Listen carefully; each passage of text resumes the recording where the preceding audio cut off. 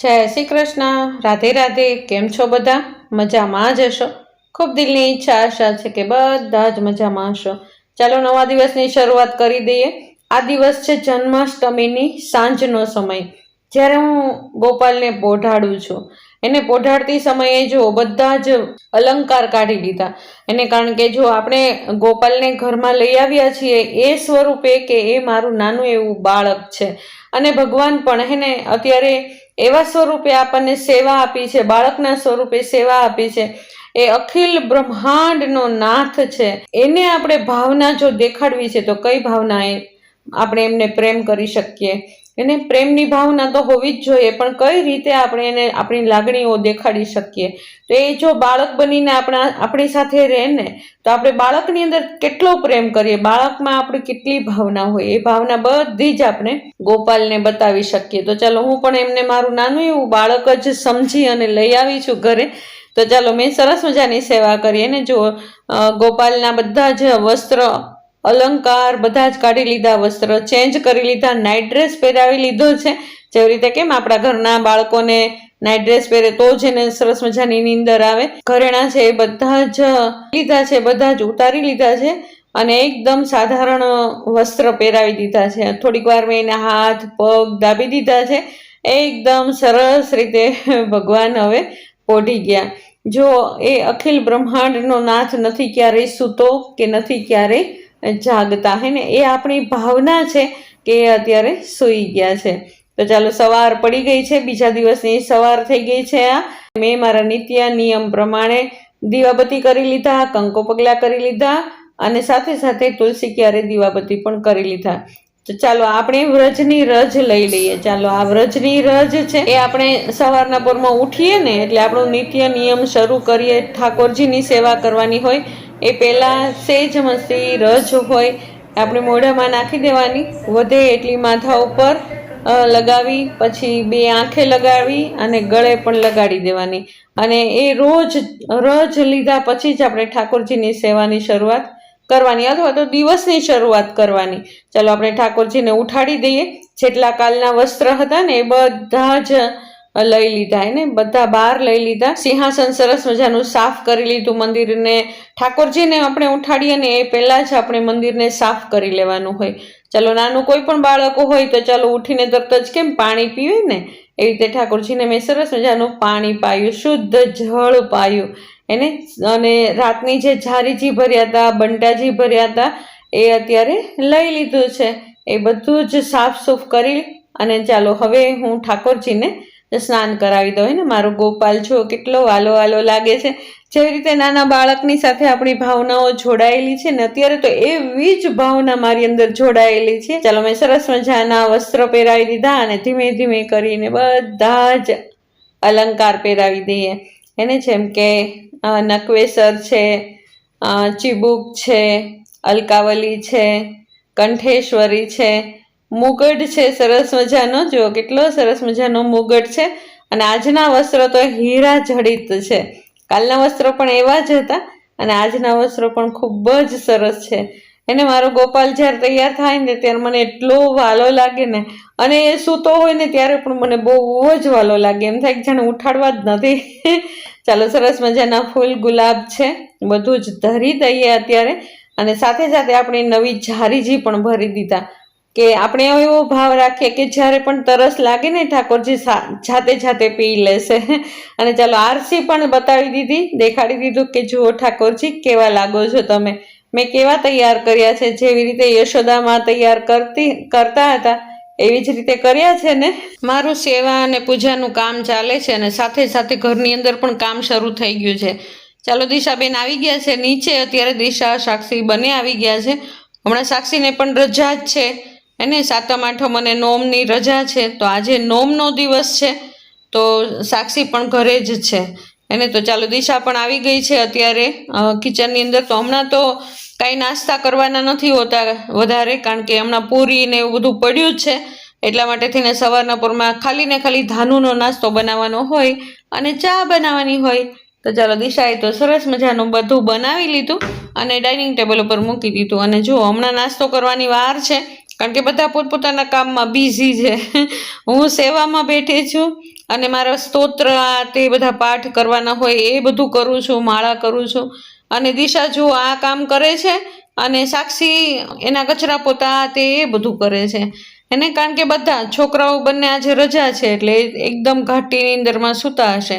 એ ઉઠશે છેક 10 વાગે, ત્રણેય એને નિખિલ, કિશન અને ધાનુ ત્રણેય 10 વાગ્યાની આજુબાજુ ઉઠે.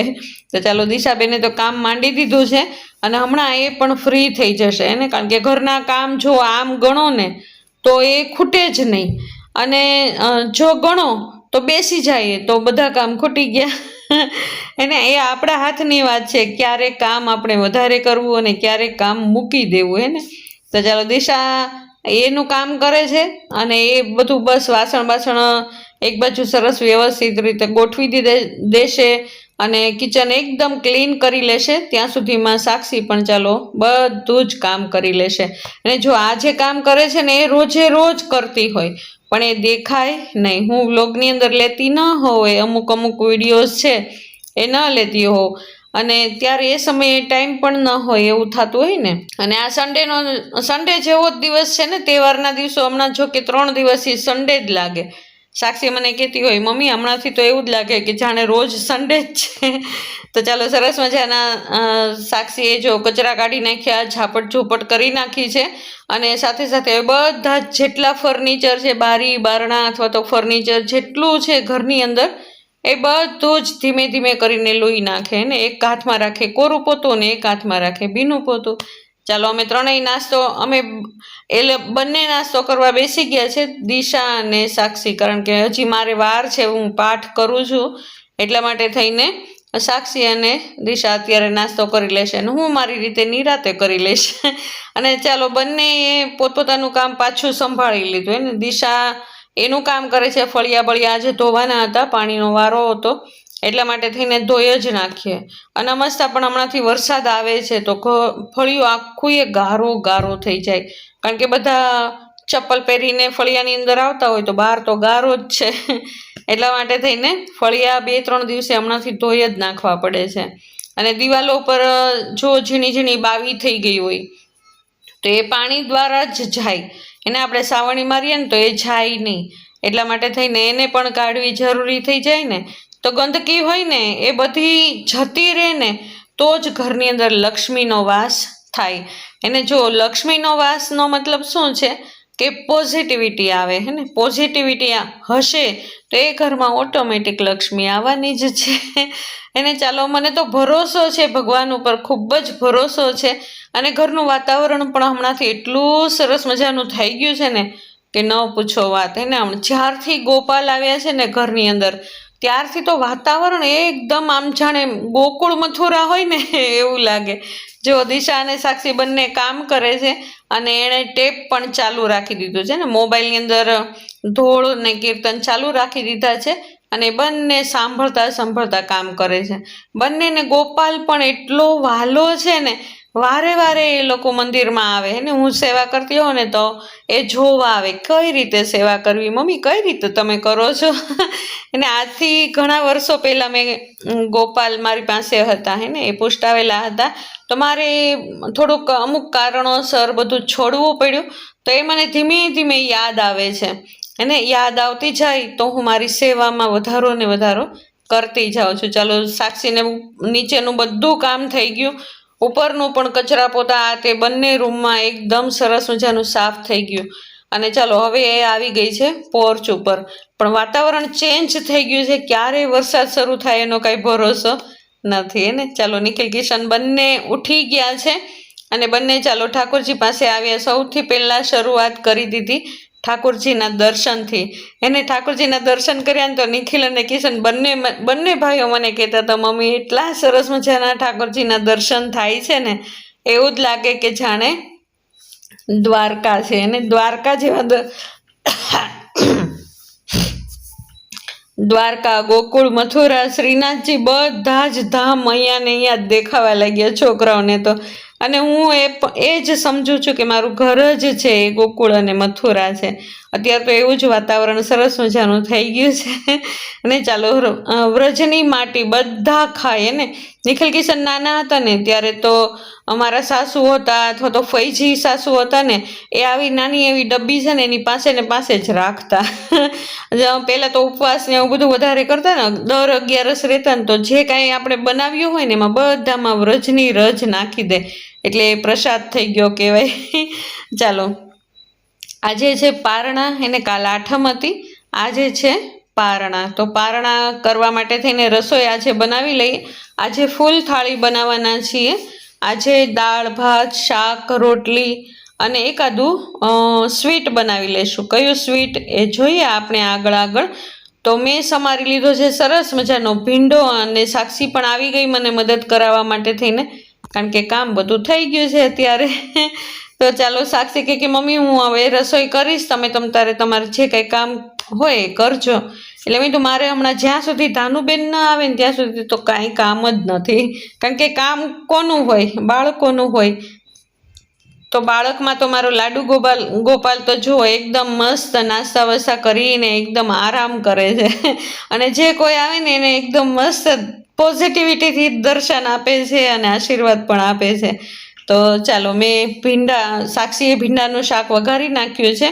અને ત્યાં સુધીમાં કારણ કે ધાનુબેન પણ આવી ગયા હતા, તો ધાનુબેનને હું રમાડતી હતી ધીમે ધીમે, ત્યાં સાક્ષી અમુક રસોઈ કરી નાખી અને ભીંડાનું શાક વઘારી નાખ્યું.